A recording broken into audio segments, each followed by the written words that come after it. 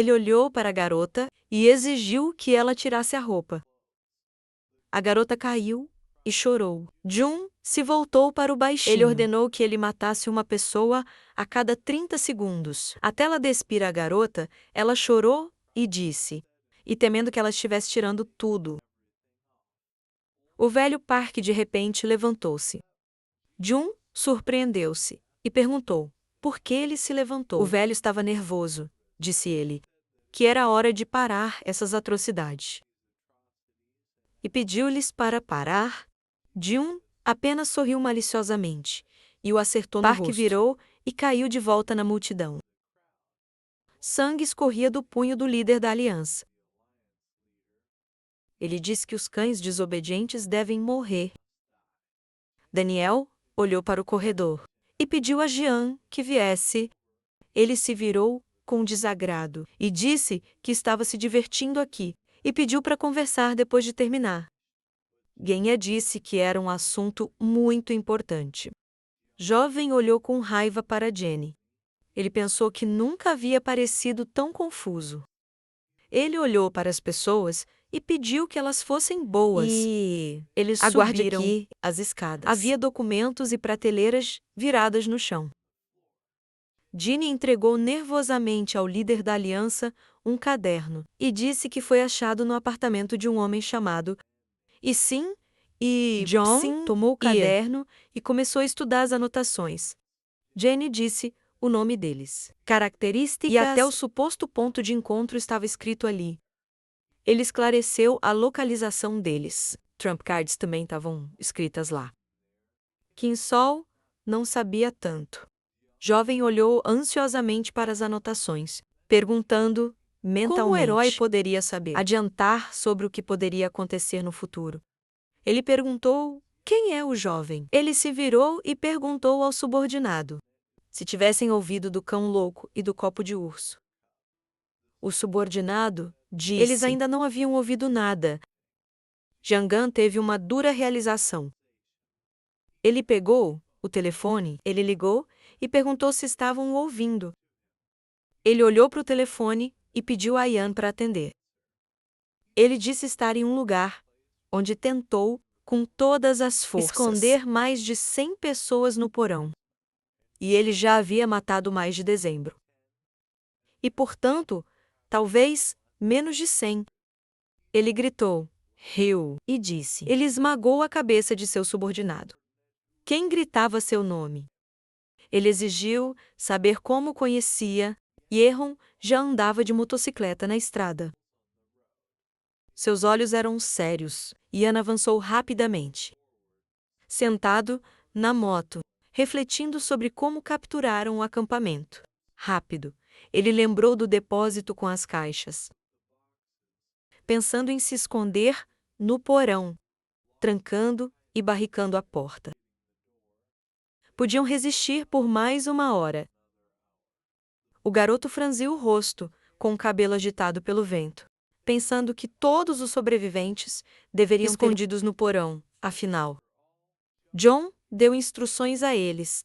Entretanto, eles já haviam sido capturados. O protagonista avançou rapidamente pela estrada. Pensando que alguém desobedeceu a ordem de Jungwon, eles não entenderam que foi ele?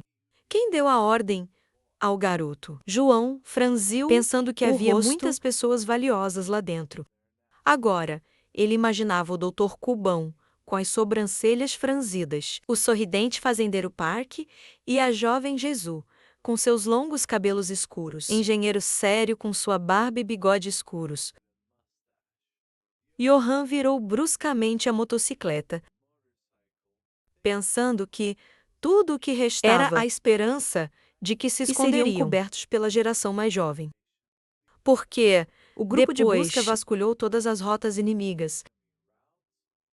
A viagem demoraria apenas 30 minutos. O cara franziu a testa e apertou os dentes, acreditando que nem sequer haviam durado meia hora. Seria rude esperar por um milagre. Ele aproximou o rádio da boca, dizendo que era ele de novo. O cara apertou o volante com mais força. dizendo que queria negociar novamente sob os altos edifícios. Havia um céu azul com nuvens brancas. Tudo estava cercado por uma cerca alta, com arame farpado ao redor. João, parado com as costas coladas na parede.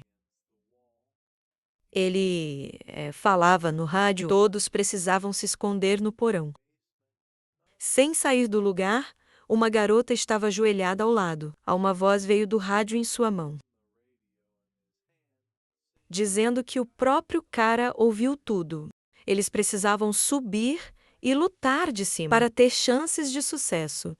John franziu o rosto, sem entender o motivo da discussão, porque ele claramente lhes disse para se esconderem no porão, até a equipe de busca chegar.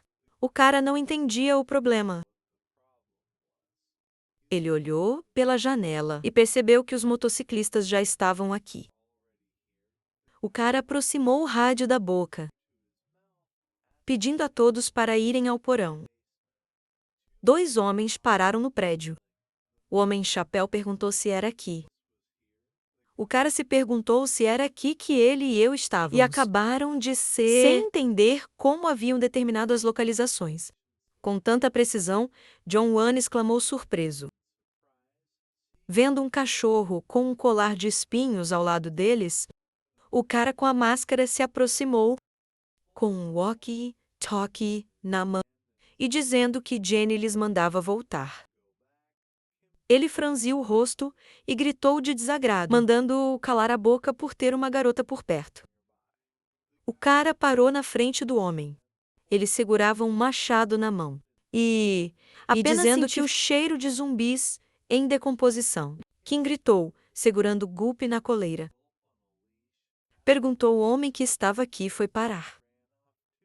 O cachorro moveu a cabeça e latiu. John H. encolheu os ombros, dentes e se abaixou para não ser visto. Ele pensou que Yuan estava certo. Fugir era inútil. Eu o abracei, de repente, e pressionou seu corpo tremendo contra ele. O cara gritou, erguendo as sobrancelhas. A garota, ela comovida, levantou as sobrancelhas e o olhou, dizendo que estava assustada. Um rubor apareceu nas bochechas do rapaz. Ele se repreendeu, pensando em algo incompreensível.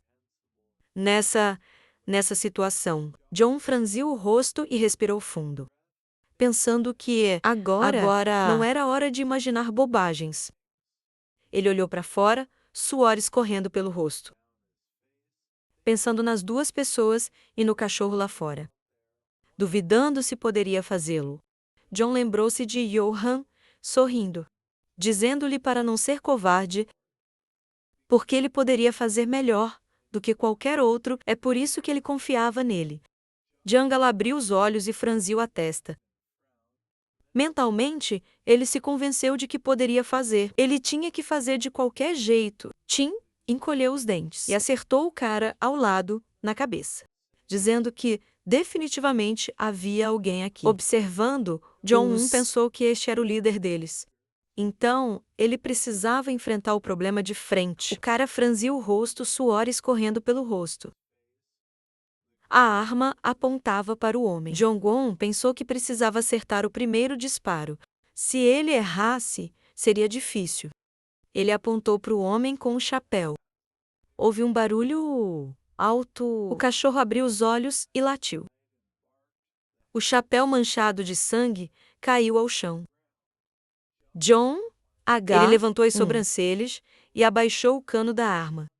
Percebendo que acertou o cara, lembrou-se do personagem principal, que, com as sobrancelhas franzidas, disse para não entrar em pânico, pois em uma verdadeira luta, apenas os calmos e frios sobrevivem.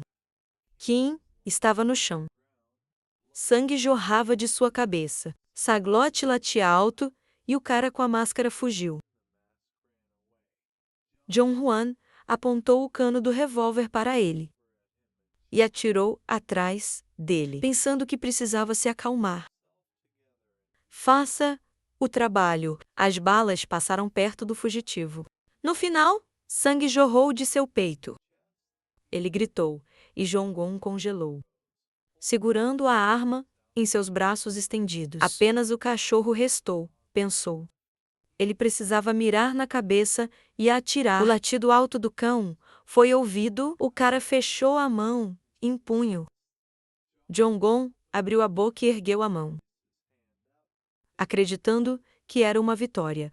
Ele abriu os olhos e arqueou as sobrancelhas, olhando, achando que era a primeira vez que ele conseguiu vencer uma luta. Então ele queria que Johan visse, acima dos altos edifícios, um céu azul brilhante, com nuvens flutuando lentamente. A cabeça do homem com a máscara foi atingida. Sangue jorrou. 4 pessoas jaziam no chão, em poças de sangue. As armas deles estavam ao lado. O protagonista franziu o rosto e aproximou o rádio, dizendo que ele fez um bom trabalho. Agora, a equipe de busca continua a patrulhar. Então, o terceiro pelotão deve ficar de guarda pela janela, pensando que era a vez da Jenny. O rádio informou que o homem já havia lutado muitas vezes. Agora, ele não estava nada feliz. Ele perguntou ao homem quantos reféns ele tinha. E se o herói ousasse atacar? João olhou para o rádio na palma da mão, com um olhar concentrado, dizendo que eles deveriam largar as armas. Então, ele os pouparia. Ouviu-se uma risada alta. O jovem ergueu as sobrancelhas e sorriu amplamente, dizendo que as piadas acabaram. Ele não sabia onde o cara achou informações sobre ele, mas ele deveria claramente entender o tipo de pessoa que era. E se o herói tivesse coragem de falar assim? Então ele claramente tinha problemas mentais. Havia prateleiras e papéis, com livros no chão. O homem sentou em uma cadeira com as pernas abertas. Ele disse que, considerando que o herói poderia ser útil, ele poderia dar uma chance ao cara. Ele só precisava rastejar até ele de joelhos e lamber seus pés. Consideraria um irmão mais novo. Yuan franziu o rosto e sorriu, dizendo que era rude. Jiang gritou no telefone, descontente, indagando se ele ainda ria. O homem disse que a partir de agora, ele cortaria as 4 extremidades de uma pessoa a cada 5 minutos. O protagonista abriu a boca calmamente, dizendo que ele poderia cortar. Vozes questionadoras foram ouvidas no rádio. Yuan abaixou a cabeça, dizendo que o homem poderia cortar. Mesmo que os matasse todos, nenhum de seus seguidores escaparia dele. Os olhos do cara se abriram bem largos. Ele disse que todas as noites ele os caçaria e os puniria. Então eles não poderiam dormir nem por um minuto. Johan encolheu os ombros e abriu os olhos, ouvindo as palavras do protagonista, que ele assistiria de perto cada um deles morrer em agonia. Então, o homem precisava lembrar que ele o mataria da forma mais dolorosa e desumana. Johan sorriu maliciosamente, com os olhos brilhando. Johan congelou, afastando o telefone do ouvido. Ele gritou alto, atirando para a frente e erguendo nuvens de poeira. O barulho alto foi ouvido até no andar de cima. Johan sorriu ameaçadoramente e derrubou a porta com um chute. As pessoas na sala furraram as sobrancelhas e apertaram os dentes. Gotas de suor desciam por suas faces. O homem encolheu os dentes, chamando o cara de monstro. Jiang colocou as mãos nos quadris, mandando um subordinado, de pé, com uma arma na mão, cortar 10 cabeças e jogar fora. Eles foram para que todos vissem o que eram capazes. Ele obedeceu. O homem apontou o cano para os reféns. Eles gritaram e começaram a colocar as mãos na frente. Mão direita de Dagan. Coloque o ventilador no cano do revólver, pedindo que esperassem com a decisão. Yan, e franzindo, gritou alto, perguntando por que deveria esperar. O homem franziu a testa e entregou-lhe as notas, pedindo que ele se acalmasse e ouvisse. O caçador de cães franziu a testa e mostrou os dentes, perguntando o que era, porque parecia que já haviam discutido isso. A multidão de reféns os observou. Com olhos assustados e corpos tremendo, correram. O homem disse que se tudo escrito aqui fosse verdade, então uma onda de zumbis poderia chegar em breve. Muitas pessoas estão aqui agora. Através da porta, outros foram atirados pelas janelas do prédio. Ele disse que, ao contrário de sua posição, aqui não havia janelas nem portas. Isso significava que, se houvesse uma onda de zumbis, eles certamente não sobreviveriam. O corpo do rapaz jazia no chão, em uma poça de sangue. Ouviram uma proposta de esperar aqui. Porque não tinham que se preocupar. Jong-un levantou as sobrancelhas e desviou o olhar, perguntando se ele achava a onda de zumbis mutantes não os afetaria. E, além disso, como poderiam ter certeza de que tudo escrito aqui era verdade? O ventilador abriu e o homem disse que não importava. Ele cobriu o rosto e estreitou os olhos de forma sarcástica, dizendo o que importava era que eles acreditavam na verdade de cada palavra escrita. E quando chegaram, só puderam se abrigar aqui. Então, não havia necessidade de desperdiçar energia. Matando esses fracos, Ki-bian ajeitou-se e trocou as bandagens no rosto do homem. O homem agarrou o outro pelo cabelo. Yongan franziu o rosto e puxou os cabelos da garota, dizendo que eles matariam frango na frente dos macacos, mostrando ao gado desobediente o seu lugar. A rua estava silenciosa e deserta. Os prédios estavam próximos. Um balcão visível não estava cercado por todos os lados. A garota avançou com as pernas tremendo. Ela franziu as sobrancelhas e rolou os olhos. Sangue saía da boca dela. Ela pressionou as mãos ao pescoço, pedindo socorro. Os caras pararam, olhos arregalados. Gotas de suor rolavam por suas faces. Jiangan encolheu os dentes e chutou a garota nas costas. Ela pulou a cerca do balcão, do prédio cinza. O corpo da garota caiu no asfalto. Sangue estava saindo debaixo disso. Ao lado dela, um sapato que havia voado.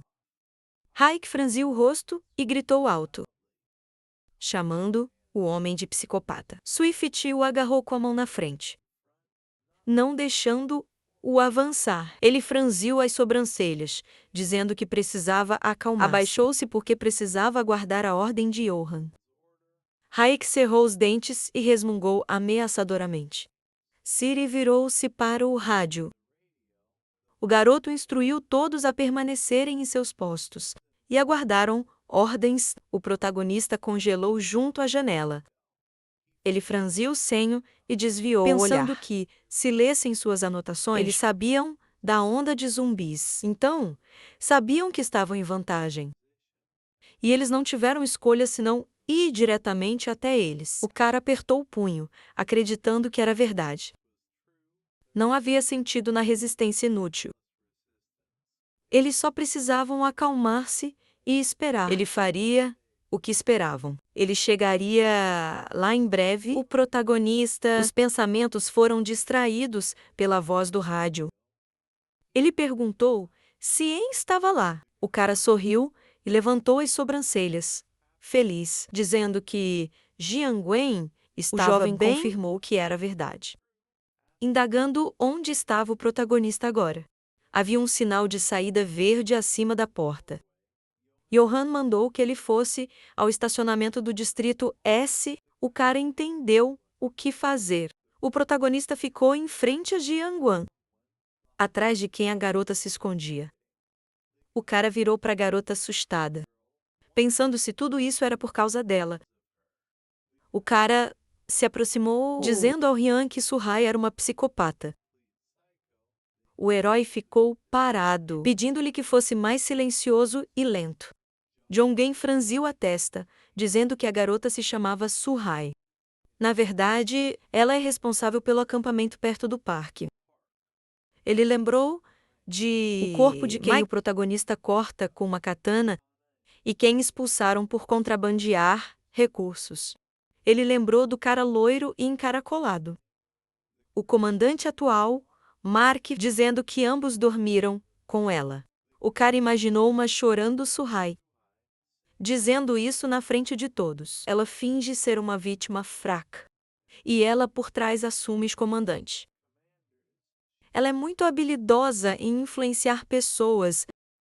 E disse-lhe isso, John. Cada um lembrou-se o personagem principal e a garota atrás dele, dizendo que, por ter tirado a maquiagem, ela guardava rancor contra ele, mas para que ninguém a denunciasse.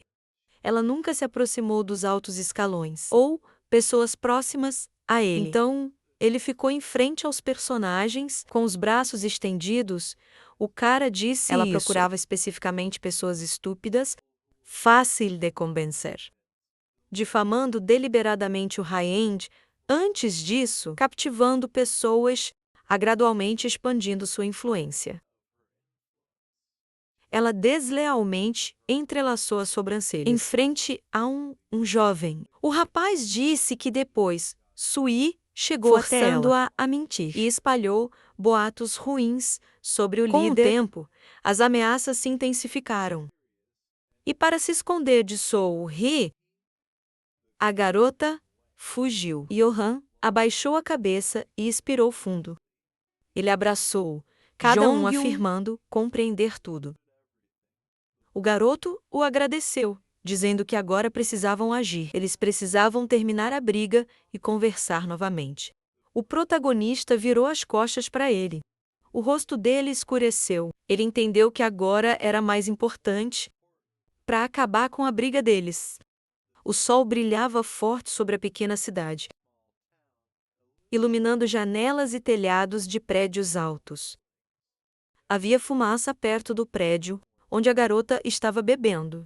John franziu o senho, pensando que em um momento como esse, quando poderiam ser atacados a qualquer momento, as pessoas não devem ter tempo para fazer coisas estúpidas. Uma voz do rádio perguntou se o garoto estava presente, dizendo que já estavam perto da estação leste.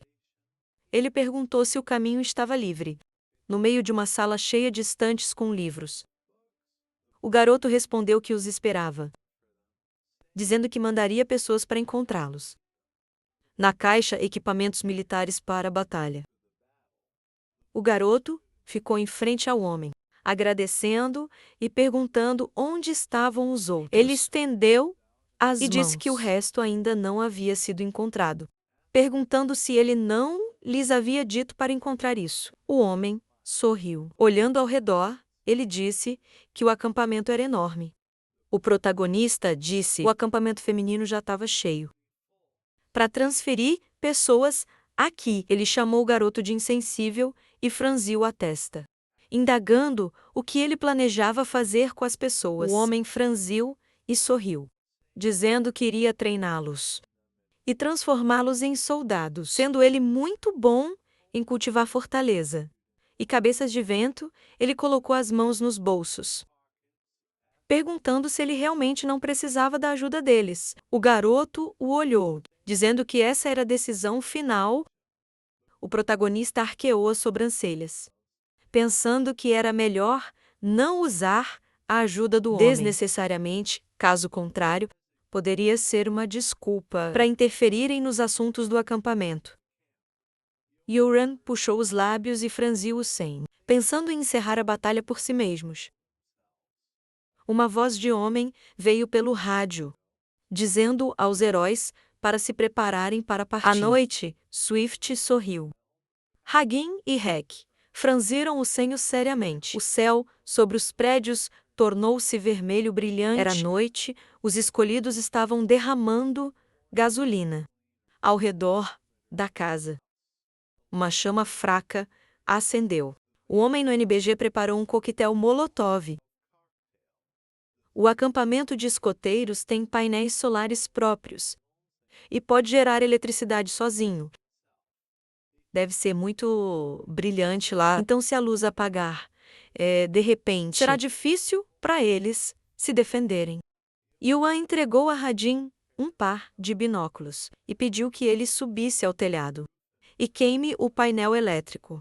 Deve ser suficiente. Uma granada seria mais efetiva. Mas é melhor ficar quieto e usar o molotov. O cabo respondeu às palavras do herói, que ele cobriria Rajin quando a ofensiva começasse. Eles contavam com sua precisão.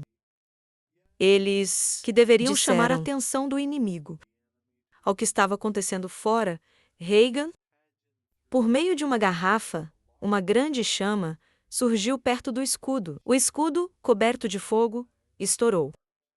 Pagan se escondeu nos arbustos e esperavam que tudo desse certo. As luzes se apagaram, um grupo de heróis avançou e começaram a atirar com metralhadoras, atiraram por janelas e paredes finas. Os membros da aliança dentro foram fatalmente atingidos. Eles gritaram. Mas os combatentes do acampamento avançaram calmamente. Reagan pensou que a maioria dos inimigos estivesse próxima. Os reféns, ele olhou para Swift e ele entendeu tudo de imediato. Ele correu em frente e começou a esfaquear todos os bandidos com uma foice. Ele subiu as escadas e pediu ao irmão que não se preocupasse. Porque ele avançava, ele subiu mais as escadas. O homem saiu do carro com uma lanterna na mão. Tentando entender o que estava acontecendo, Swift atirou nos bandidos. Vendo nada, atirou em todas as direções e gritou. Os reféns caíram aterrorizados e gritaram. Hike, Sean. A luz incidiu sobre eles. Ele se identificou e pediu que o seguissem. Ele ordenou que corressem para o prédio ao lado. E não fazer um único som. Todos os reféns correram para a saída. A cidade mergulhou na escuridão. Os combatentes do acampamento atiraram no inimigo. Pessoas correram para a rua. A ordem de cessar fogo foi dada. O pacote carregava o sargento ferido. E disse que, no momento, ninguém estava dentro. O lutador assentiu. E pensou que era óbvio de imediato. Disse que um adulto havia ficado para ajudar, ao contrário dos ratos fugitivos. Ele olhou para o fumo e ordenou o recuo. O homem baixo pulou as escadas. Todos acenderam o alarme. O lutador olhou à frente. Muitas granadas voavam em sua direção. Ele pensou que o tempo havia desacelerado novamente. Eles o agarraram e o puxaram para trás. Houve uma explosão atrás deles. 3 lutadores caíram de bruços no gramado. Alguém, um pouco mais, derrubou as latas restantes de gasolina. E os conteúdos começaram a derramar-se na grama. Swift atirou o isqueiro enquanto fugia. O perímetro inteiro da casa. Ian virou-se enquanto a casa era engolida pelas chamas. Pensou que era um mau presságio e ordenou que todos se deitassem. A explosão ressoou sobre eles e eles caíram. O curto, todo em chamas. Atiraram aos heróis. Explosões ressoaram. Ian, suas roupas queimadas. Deite-se no chão, coberto de suor. A casa estava sendo engolida pelas chamas. Suprimentos explodiam. Reagan atirava coquetéis Molotov preparados. De um prédio vizinho, os membros da aliança estavam queimando vivos. O cara com a metralhadora abaixou o cano. Surpresa, a cabeça de Jenny foi empurrada para o chão. Todos queimados, June batia furiosamente na esposa. Ele arrancou a cabeça e gritou. Todos assistiram, chocados. Jovem usou o sangue de Jenny para apagar o fogo em si mesmo. O grande tipo queimado saiu do fogo. Ele olhou com raiva para os combatentes do acampamento. As mãos do cabo tremeram. Ele pensou em Diane e em não ser humano. O rádio dele craqueou e uma ordem para apagar o fogo foi dada. Ian correu em frente, os olhos de Jiang alargaram-se. O herói o acertou com toda a força na face. Jiang caiu no asfalto. ele começou a tossir e espirrar sangue. Ian o olhou com fúria e disse que sua morte havia chegado. Ele começou a bater no líder da aliança. Ele foi jogado de um lado para o outro. Ian só intensificou os golpes. Jiangan se recuperou e olhou para o herói. Ele se preparou para um contra-ataque, mas Ian conseguiu pegá-lo em seu erro. E golpeou primeiro, e continuou a bater nele. Ele se preparava para isso há muito tempo. Os golpes ficaram mais fortes. O rosto de Jiangan se desmanchou. Ian ameaçou matá-lo. Jianhan ajoelhou-se diante dele. Yeon acertou-lhe o pescoço com a perna, causando-lhe a espirrar sangue. Jovem caiu de costas. Toda a pele dele estava vermelha pelo fogo. Os lutadores do acampamento ficaram com a boca aberta, congelados. Ian tirou uma faca. A figura ameaçadora avançou. Os sobreviventes assistiram com medo. Ian apunhalou o líder da aliança. Sangue jorrou, ele lembrou de Jeongun, de sua vida passada. Isto era retribuição por este dia. Ian continuou a atacar. Ele lembrou como Jeongun matou seu povo. O olhar de Ian estava cheio de raiva. O raio iluminou o primeiro. Começaram a cair gotas de chuva sobre o poço de sangue. Ian congelou diante do corpo de Jeon. Ele lhe disse mentalmente que, em sua vida passada, ele morreu por sua mão. Sim. Deixou o vapor sair, agora tudo era diferente. O dia chegou, os grupos de sobreviventes eram coordenados pelos acampamentos. Lutadores, Ian olhou para Sagan e pediu que ele indicasse os inúteis. Sagan olhou para o herói, surpreso. Ele sorriu e pediu que ele indicasse os que desobedeceram sua ordem. Quem colocou o acampamento em perigo com julgamentos errôneos? O herói pediu para entregar os oponentes. Seojin fechou a boca, pensando. É possível que o herói já sabe da situação. Ele simplesmente compreendeu e previu tal desenvolvimento. Ele lembrou de Gapsu e do tenente. Ele pensou que em uma situação perigosa, todos os comandantes, exceto traíram Yahan e foram atrás do tenente. Isso resultou na descoberta deles. E Jun até matou alguns deles. Seojin ficou em silêncio, lembrando daqueles momentos terríveis. Ele ficou sério e perguntou se a posição importava. Yan disse que não, pois eles deixariam o acampamento. E não haveria mais uma oportunidade assim no futuro. Seojin olhou para o casal, Mark e sua namorada. Disse que precisavam lidar com eles primeiro, por terem traído seus aliados. Eles pediram para continuar. As pessoas foram divididas em 2 grupos. Ethan olhou para as multidões assustadas. E havia 20 pessoas que causaram problemas. E todos eles já estavam sob sua vigilância. Sim, colocou a mão na cintura e pediu aos membros da família. Amantes e amigos, venham também. Ele pensou que, de alguma forma, ligados aos traidores, se entrassem no novo acampamento, informações poderiam vazar. Yang Wen pegou a mão de Yan. Ele olhou para o rosto do herói e disse que Aen havia sido ameaçado, e além disso, ela ainda era uma estudante. Ian pensou sobre isso, e perguntou se o cara poderia garantir por ela. John respondeu imediatamente que poderia. Ian disse que eles a levariam consigo. As pessoas estavam indignadas e perguntaram, e Gapsu? Afinal? Ele fez uma contribuição significativa para o desenvolvimento do acampamento. E ele poderia atestar. Ian interrompeu e perguntou quem ele era. O homem avançou com medo. Ian perguntou quem ele achava que era, pensar que ele poderia garantir algo por alguém. Ele pediu para ser levado. O homem, gritando e confuso, foi levado embora.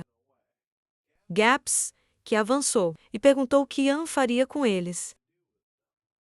O herói respondeu que não faria nada. Ele simplesmente não permitiu que eles o seguissem mais.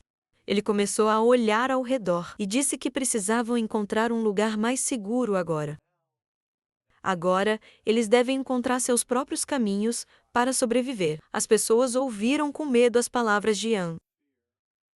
Ele iria entregar este acampamento a outros. E se quisessem ficar, eles precisariam estar sob o comando de um novo líder. E pensou na pilha de suprimentos. E disse que, de alguma forma, eles levariam tudo consigo. E agora, se quisessem sobreviver, eles teriam que ouvir o novo comandante. Caps perguntou, surpreso: o herói realmente ia levar todos os suprimentos? Ele respondeu sério, ele não deixaria nem uma gota de água. E perguntou se ele tinha algum problema. Gaps ficou nervoso e perguntou como sobreviveriam. Ele pediu ao herói que tivesse misericórdia. E disse que tudo isso era demais. E ele franziu o senho dizendo que era estranho.